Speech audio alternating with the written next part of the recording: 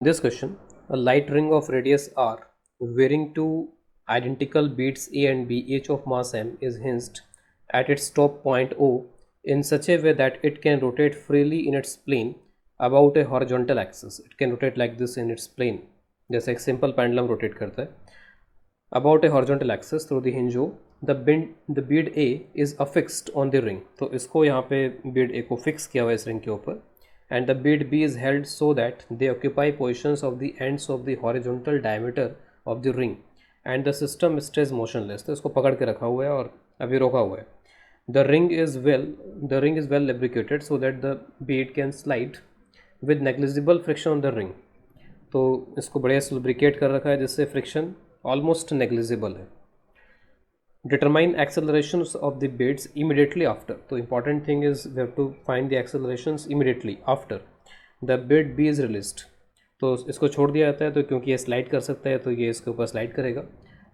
After the bead B is released and final angle of rotation of the ring when all the motion ceases after a long time due to little viscous friction between the bead B and the ring. तो ये बोल रहा है कि थोड़ा बहुत friction है जिसकी वजह से कभी ना कभी सिस्टम फाइनली रुक जाता है, लेकिन जो कैलकुलेशंस हम करेंगे कैलकुलेशंस में या डायनेमिक्स में हम फ्रिक्शन को इन्वॉल्व नहीं करेंगे क्योंकि फ्रिक्शन बहुत ही नेग्लिजिबल है और बहुत लंबे समय के बाद में यहाँ पर ये कभी ना कभी सिस्टम की एनर्जी डिसिपेट हो जाएगी और फिर सिस्टम रुक जाएगा हमेशा के लिए. तो इसको सॉल्व करने के लिए आप जैसे ही इसको यहाँ पर रिलीज़ करोगे तो ए तो क्योंकि इस रिंग के साथ फिक्स है तो इस रिंग के साथ साथ ही इसको मोशन करना पड़ेगा. और जो यहाँ पर ये जो हिंज है यहाँ पर इस हिंज के अबाउट जो ए है वो सर्कुलर मोशन कर रहा होगा.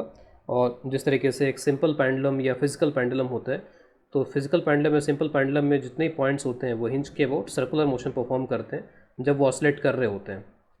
तो वैसे ही ए का मोशन होगा यहाँ पे, लेकिन बी का मोशन थोड़ा डिफरेंट होगा यहाँ पे क्योंकि बी जो है वो इस रिंग के ऊपर चलने के लिए फ्री है.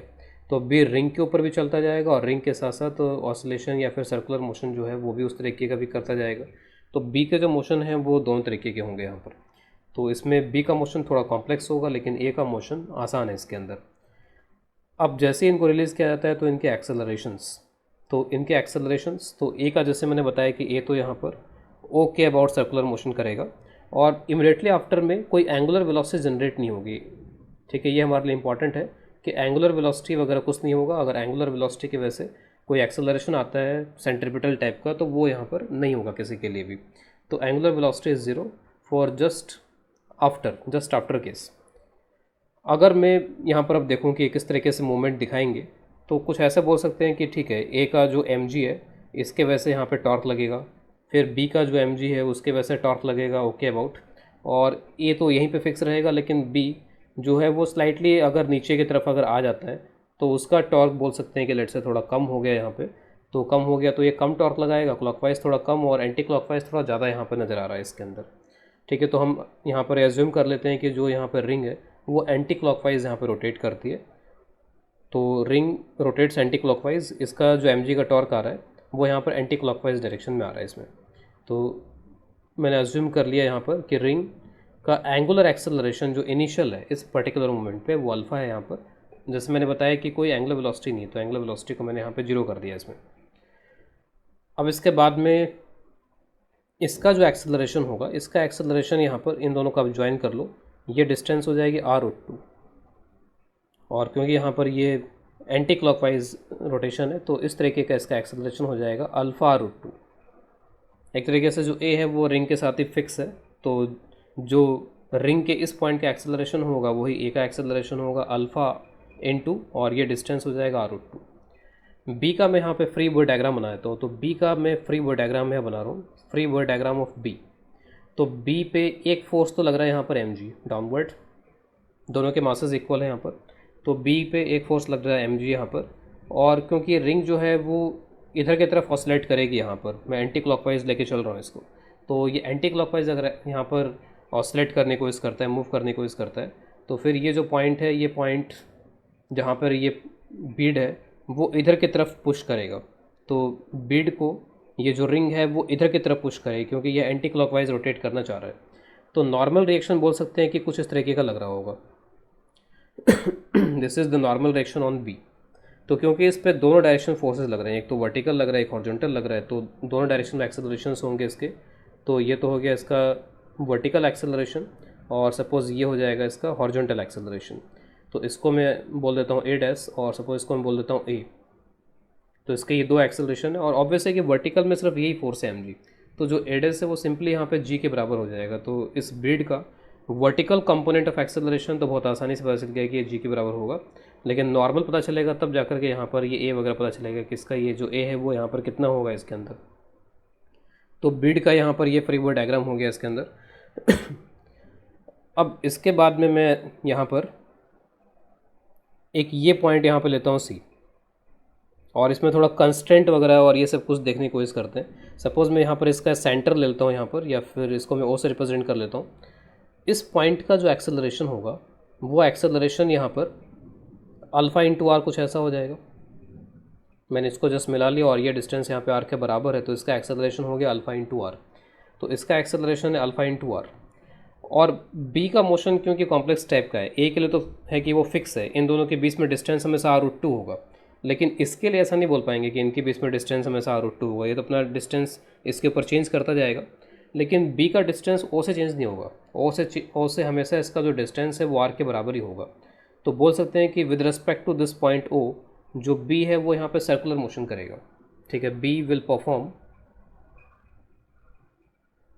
सर्कुलर मोशन अबाउट ओ।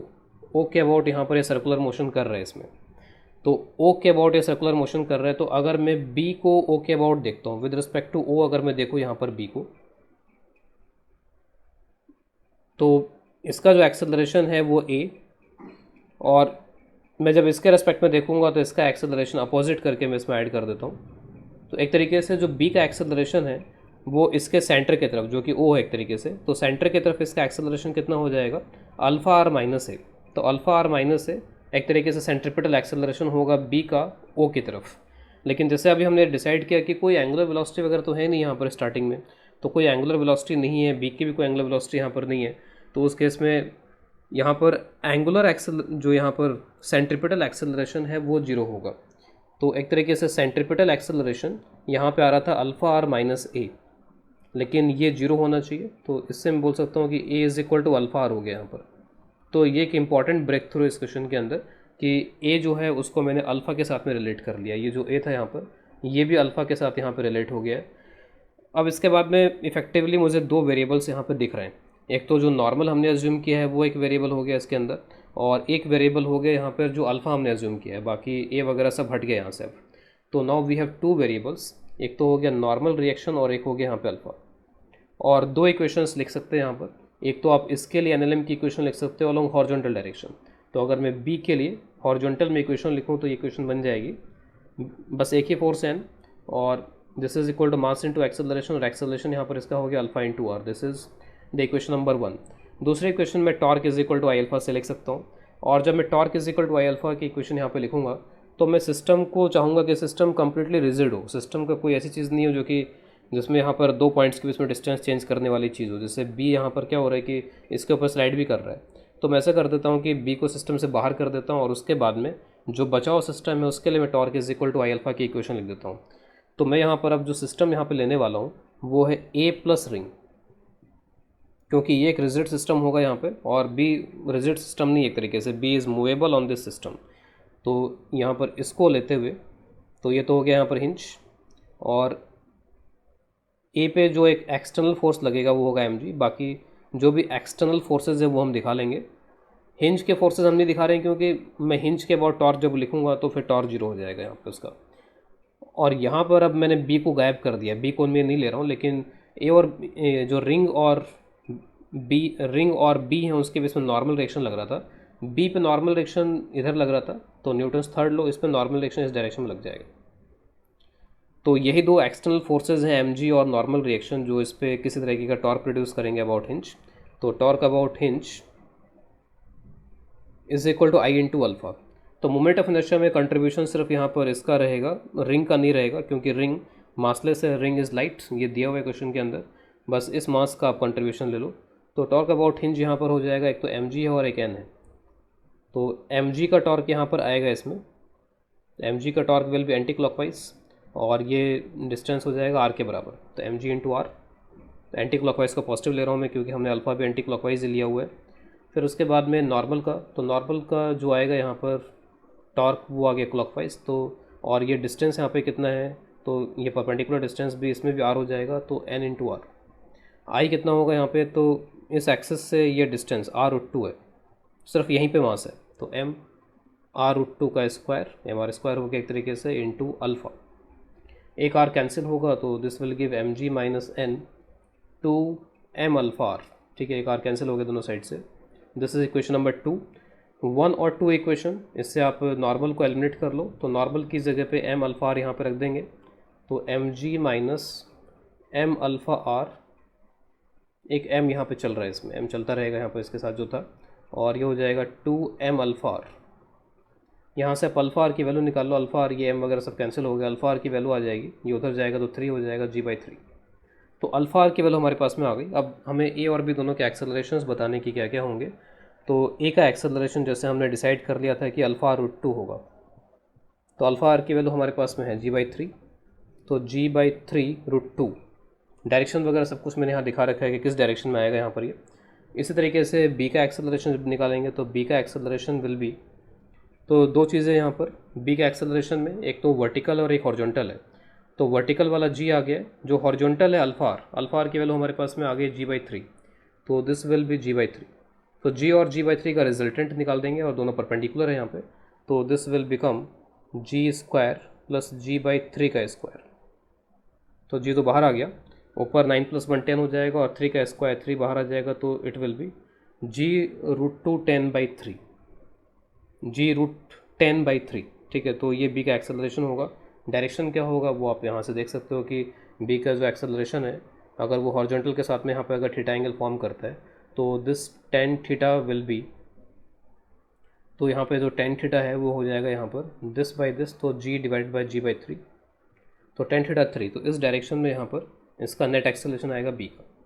अब इस क्वेश्चन के सेकेंड पार्ट में आते हैं। तो सेकेंड पार्ट में पूछा जा रहा है कि फाइनली ये सिस्टम रुक जाता है, और रुक जाता है तो बी जो है वो कहाँ पर मिलेगा, और जो रोटेशन है वो रोटेशन यहाँ पर कितना हो चुका होगा उस टाइम तक। तो मैंने इनिशियल डायग्राम बना रखा है और एक फाइनल डायग्राम यहाँ पर बना रखा है। तो पहली बात यह है कि ए तो चलिए फिक्स है कि ए तो यहाँ पर इस रिंग के ऊपर मूव नहीं कर सकता, लेकिन बी का मूवमेंट हो सकता है। तो बी का अगर मूवमेंट हो सकता है तो ये ऐसी जगह पे ही रुक सकता है जहाँ पे रुकने के बाद में इसका कोई फर्दर मूवमेंट ना होता हो। ठीक है, जैसे मान लीजिए मैंने ये जो डायग्राम बना रखा है, तो इस डायग्राम में अगर मैं बोलूँ, अब ये जो डायग्राम है ये कैसा डायग्राम है यहाँ पर, तो मैंने यहाँ पे इस रिंग को रोटेट कर दिया, तो रिंग अपनी हिंज के अबाउट यहाँ पर रोटेट हो रही है। इसमें रोटेट होगा तो क्या होगा कि रिंग अगर यहाँ पे इस तरीके से रोटेट होती है तो it will rotate like this, ऐसे रोटेट हो रही है। तो ये जो हॉरिजॉन्टल लाइन दिख रही थी ए बी की, वो कुछ ऐसे टिल्ट हो जाएगी यहाँ पे। ए तो यहीं पे रहेगा लेकिन बी अपनी पोजीशन से शिफ्ट हो चुका है। ये जो लाइन दिख रही है, ये लाइन रोटेट होकर यहाँ कहीं पहुँच जाएगी, तो ये यही वाली लाइन है जो कि रोटेट होकर यहाँ कहीं पहुँच गई है। हिंज वहीं की वहीं है। डायग्राम देखने में ऐसा लग सकता है कि मैं हिंज को यहाँ से यहाँ पे ले आया, हिंज वहीं की वहीं है। ये रोटेट कर रहे हैं यहाँ पे, तो कुछ पार्ट इधर आ गया, कुछ पार्ट ऊपर चला गया, इसके हिंज के ऊपर चला गया। इस तरीके का डायग्राम मैंने फाइनली यहाँ बना रखा है। अगर मान लीजिए कि ये यहाँ कहीं पे रुक जाता, तो क्या यहाँ पे ये रुक सकता है, इसमें हमें ये सोचना पड़ेगा। तो जैसे ये यहाँ पे रुकेगा तो ग्रेविटी का एक कंपोनेंट आएगा, और वो कंपोनेंट यहाँ पे क्या करेगा, इसको मूव करा देगा यहाँ पे। तो ग्रेविटी का एक टेंजेंशियल कंपोनेंट आएगा जो कि इसको मूव कराएगा यहाँ पे। तो इसको ऐसी जगह पे ही रुकना चाहिए जहाँ पे कोई ऐसा टेंजेंशियल कंपोनेंट ना है जो इसको चला पाए। तो जो पॉसिबिलिटी बनती है, पॉसिबिलिटी सिर्फ कहाँ की बनती है कि बी जब भी फाइनली होल्ट पे आएगा तो वो हमेशा लोएस्ट पॉइंट पे ही होल्ट पे आ सकता है, लोएस्ट के अलावा और कहीं किसी पॉइंट पे वो होल्ट पे नहीं आ सकता। तो जो सबसे लोएस्ट पॉइंट बनेगा, जैसे मान लीजिए अभी लोएस्ट पॉइंट तो ये है, तो जब ये रिंग ऐसे रोटेट करेगी तो यहाँ का पॉइंट कुछ यहाँ पहुँच जाएगा जो कि लोएस्ट पॉइंट होगा। तो कुछ ये वाला पॉइंट है जो कि अभी फ़िलहाल यहाँ पर सबसे नीचे का पॉइंट है, और इसके ऊपर ही यहाँ पर ये जो बी है वो रेस्ट पे आएगा। इसको आप एक दूसरे एग्जांपल से भी समझ सकते हो। जैसे मान लीजिए कि एक बहुत ही पॉपुलर क्वेश्चन इस तरीके का कि यहाँ पर ये दो इंक्लाइन प्लेन है और एक बॉल को छोड़ दिया जाता है, कहीं कोई फ्रिक्शन वगैरह यहाँ पर इसमें ये जो दोनों हैं वो सरफेस स्मूथ है, यहाँ पे कोई फ्रिक्शन यहाँ पर इसके अंदर नहीं है, लेकिन यहाँ पर फ्रिक्शन है, ये रफ सरफेस है सपोज। ठीक है, यहाँ की हाइट थोड़ी ज़्यादा है मान लीजिए, तो इसको मैंने छोड़ दिया यहाँ से यहाँ तक आया, तो फिर काइनेटिक एनर्जी में कन्वर्ट होगी इसकी एनर्जी। फिर उसके बाद मैं रफ सरफेस पे चला तो कुछ एनर्जी डिसिपेट हो जाएगी यहाँ पर काइनेटिक फ्रिक्शन की वजह से, और उसके बाद ये यहाँ तक जाएगा तो उतनी हाइट तक नहीं पहुँच पाएगा, और उतनी हाइट तक नहीं पहुँच पाएगा तो कहीं ना कहीं रुकेगा, तो उससे कम हाइट पर रुकेगा क्योंकि एनर्जी कुछ लॉस हो चुकी है, यहाँ कहीं रुक गया।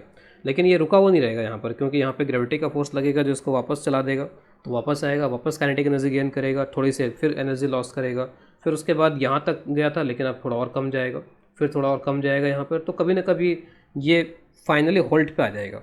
लेकिन फाइनली होल्ड पे ये इन दोनों इंक्लाइन प्लेन में कहीं पर भी नहीं आ सकता, ये जब भी होल्ड पे आएगा तो यहीं पर आएगा, जिससे कोई टेंजेंशियल फोर्स इसको अब यहाँ पर मूव कराने लायक नहीं रहेगा इसमें। वैसी सिचुएशन यहाँ पर भी है कि अब कोई ऐसा फोर्स नहीं जो इसको मूव करा पाए, तो बिल्कुल जो सबसे लोएस्ट पॉइंट होगा वहीं पर मूव करेगा। और अब एम जो है वो एक तरीके से यहाँ पर कोई टेंजेंशियल फोर्स इसको प्रोवाइड नहीं कर पाएगा, M is not providing any tangential force. तो ठीक है, एक तो ये बात हो गई कि बी को यहाँ पर होना चाहिए। अब उसके साथ साथ इसको रिंग को ऐसे भी ओरिएंट रहना चाहिए कि रिंग में किसी तरीके का रोटेशन और ये सब भी नहीं होना चाहिए, यानी कि जो मोशन है वो कम्प्लीटली ख़त्म हो चुका है, कोई मोशन नहीं कर रहा है इसके अंदर, ना मोशन होने की कोई टेंडेंसी, इसमें कोई टेंडेंसी जनरेट भी नहीं हो रही इसके अंदर। तो इसमें इसका मतलब फिर नेट टॉर्क भी जीरो होना चाहिए, और नेट टॉर्क जीरो होने के लिए यहाँ पर दो ही फोर्सेज हैं, एक तो एम है इसका जो कि वर्टिकल रहेगा, एम इज़ वर्टिकल ऑब्वियसली, और इसका भी एम जो है वो वर्टिकल रहेगा यहाँ पर। इसमें मैंने अब डायग्राम कोई प्रॉपरली यहाँ पे देख लो, ये जो लाइन थी एक तरीके से, वो एक तरीके से ये लाइन बन गई इसके अंदर, ये जो लाइन यहाँ पर ऐसे ड्रॉ की हुई थी वो कुछ इस तरीके की लाइन यहाँ पर बन गई है, और ये सर्किल का सेंटर अब यहाँ पे वो भी रोटेट कर चुका है। तो सर्किल का सेंटर जो यहाँ कहीं रहा होगा पहले वो भी रोटेट करके यहाँ कहीं पहुँच चुका है, ठीक है, it will go like this, ऐसे जा करके यहाँ कहीं पहुँच जाएगा ये। तो ये सारा इसका डायग्राम हो गया इसमें। अब रिंग का जो रोटेशन है वो कितना है इस टाइम पे, यानी कि रिंग कितने एंगल से रोटेटेड है इस टाइम पे। तो पहले ये जो लाइन थी, ये लाइन अब इस तरीके की हो गई है, तो इसका वर्टिकल से कॉन्फ़िगरेशन देख लो, ठीक है। तो वही थीटा यहाँ पर इसका क्या हो जाएगा, पहले ये लाइन तरीके से वर्टिकल थी, अब ये लाइन थोड़ी टिल्टेड है यहाँ पे, तो अब बस ये एंगल मेजर कर लो और ये एंगल यहाँ पर इसका एंगल ऑफ रोटेशन हो जाएगा। और उसको ऑब्टेन करने के लिए हम लोग यहाँ पे एम के टॉर्क जीरो कर रहे हैं अबाउट हिंज। तो आप देख सकते हो कि एक एम इस साइड में और एक एम उस साइड में है, और क्योंकि दोनों के मासेस इक्वल हैं तो इस एम के लिए ये जो डिस्टेंस है, ये डिस्टेंस यहाँ पर इसके लिए लाइन ऑफ एक्शन हो जाएगी। इस एम के लिए ये जो डिस्टेंस है, ये डिस्टेंस के लिए सॉरी ये जो डिस्टेंस है, इस डिस्टेंस को आप एम से मल्टीप्लाई करोगे तो इस एम का टॉर्क आएगा, और इस एम के लिए ये इसके लाइन ऑफ एक्शन है, यहाँ से परपेंडिकुलर ड्रॉप करेंगे तो ये परपेंडिकुलर डिस्टेंस इसके टॉर्क की कैलकुलेशन में काम आएगा, परपेंडिकुलर डिस्टेंस होगा। और क्योंकि दोनों बराबर ही यहाँ पर, ये भी एम ये भी एम तो M into this is equal to M into this, तो ये दोनों डिस्टेंसेस बराबर होनी चाहिए। अब हमें अल्टीमेटली ये दोनों डिस्टेंसेस कैलकुलेट करनी है। तो अब देखते हैं कैसे कैलकुलेट कर सकते हैं। तो एक लाइन में यहाँ से ऐसे ड्रॉ कर देता हूँ, सपोज़ ये लाइन है यहाँ पे, तो इसमें ये जो डिस्टेंस है, ये डिस्टेंस आप देख सकते हो कितना होगा, अगर ये रेडियस आर के बराबर है तो ये वाला जो डिस्टेंस है आप ये देख सकते हो बड़े आराम से कि this distance will be R cos theta, ये डिस्टेंस यहाँ पे आर कॉस थीटा हो गया। अब मुझे चाहिए यहाँ पर ये डिस्टेंस चाहिए यहाँ पे, ये डिस्टेंस कितना होगा उसको इस एम से मल्टीप्लाई करेंगे यहाँ पर। तो अब ये डिस्टेंस अब यहाँ पर ऑब्टेन करने के लिए आप देख सकते हो कि ये लाइन और ये लाइन आपस में परपेंडिकुलर है, ये थीटा है, ये 90 माइनस थीटा हो जाएगा, और ये जो एंगल यहाँ पे दिखाई दे रहा है दिस एंगल इज थीटा, ये वाला एंगल, ये एंगल अगर थीटा है और ये आर है, सॉरी ये जो मैंने आर कॉस थीटा लिखा था, ये आर ये थीटा, तो this will be R sine theta है यहाँ पर, ठीक है। इस डिस्टेंस को मैं अलग से यहाँ लिख देता हूँ, this is R sine theta, ठीक है, इसका थोड़ा ध्यान रखना पड़ेगा। ये थीटा, ये 90 माइनस थीटा, और ये एंगल यहाँ पे थीटा हो जाएगा क्योंकि ये लाइन और ये लाइन परपेंडिकुलर है, तो दिस इज़ थीटा, ये आर है यहाँ पे। तो यहाँ से लेके यहाँ तक की जो पूरी डिस्टेंस है ये हो जाएगी आर कॉस थीटा, ये पूरी डिस्टेंस यहाँ से यहाँ तक की आर कॉस थीटा है, ये डिस्टेंस आर साइन थीटा है। तो मैं ये डिस्टेंस यहाँ पे लिख सकता हूँ कि ये डिस्टेंस यहाँ पर कितना होगा, तो total distance R cos theta आ गया यहाँ से यहाँ तक, क्योंकि ये आर था और ये वाला जो एंगल यहाँ बन रहा था वो एंगल थीटा था। तो R cos theta minus R sine theta, तो मुझे ये डिस्टेंस पता चल गया कि ये इतना होगा, ये डिस्टेंस पता चल गया कि ये आर साइन थीटा होगा, दोनों बराबर होने चाहिए, तो दोनों को बराबरी पे यहाँ पे रख दिया गया। तो R sine theta is equal to R cos theta minus R sine theta, R वगैरह कैंसिल हो जाएंगे और इसको इधर ले आओ तो ये हो जाएगा 2 sine theta is equal to cos theta, tan theta is equal to half, या theta is equal to tan inverse of half. तो फाइनली जब ये इक्विलिब्रियम पे होगा सिस्टम, और इक्विलिब्रियम कहने का मतलब है कम्प्लीटली होल्ड पे होगा, और ऑब्वियस एक इक्विलिब्रियम भी आ चुका है एक तरीके से कम्प्लीटली, अगर होल्ड हो चुका है कहीं जा ही नहीं रहा तो वो इक्विलिब्रियम भी एक तरीके से। तो उस समय पे जो इसका एंगल ऑफ रोटेशन होगा इस रिंग का, that angle of rotation is ten inverse of